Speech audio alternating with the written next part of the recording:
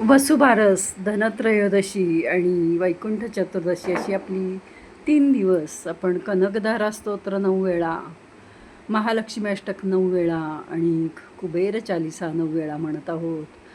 आणि यासाठी जोडलेल्या सगळ्यांचं नाव गाव गोत्र उच्चारून आपण संकल्प केलेला आहे.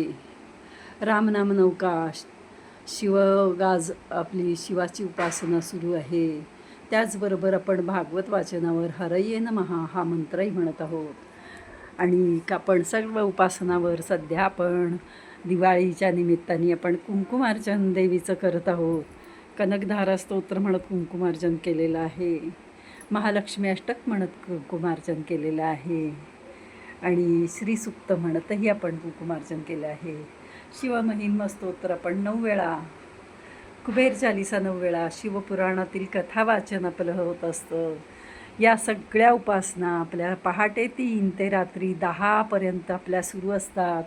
आणि सर्व उपासनांना वेळ देऊन सर्व उपासना व्यवस्थिशीर केल्या जातात.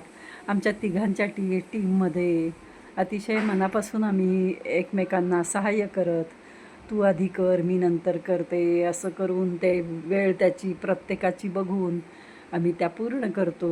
आणि करता करविता भगवंत. इदं न मम, इदं न मम, इदं न मम.